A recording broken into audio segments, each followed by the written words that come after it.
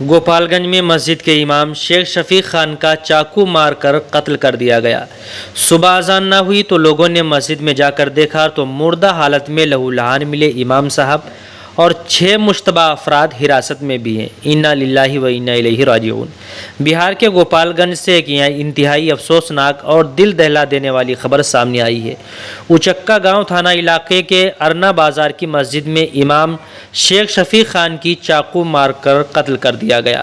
Report کے مطابق پیر کی صبح مسجد میں اذان کی آواز نہیں آئی تو مقامی لوگوں کو کچھ شک ہوا۔ جب لوگوں نے مسجد میں دیکھا تو امام خون سے لت پت حالت میں پڑے تھے۔ پولیس کو اطلاع دی گئی اور معاملے کی تفتیش شروع ہوئی۔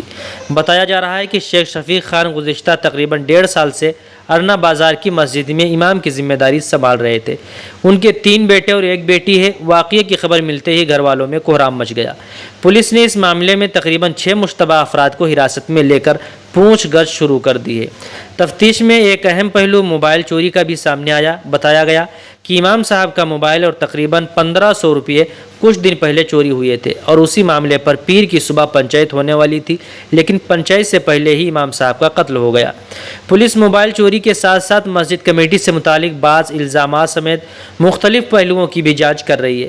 فون کی کال ڈیٹیل اور ٹاور لوکیشن جیسے تکنیکی شواہد بھی کھنگالے جا رہے ہیں۔ ایک امام جو لوگوں کو نماز کے لیے بلاتے تھے، آج ان کی اپنی مسجد سے موت کی خبر نکلی ہے۔ اب سب کی نظریں پولیس کی تفتیش پر ہیں کہ آخر مسجد کے اندر یہ قتل کس نے اور کیوں کیا۔ اللہ تعالیٰ شیخ شفیق خان کی مغفرت فرمائے، ان کے درجات بلند فرمائے اور اہل خانہ کو صبر جمیل عطا فرمائے۔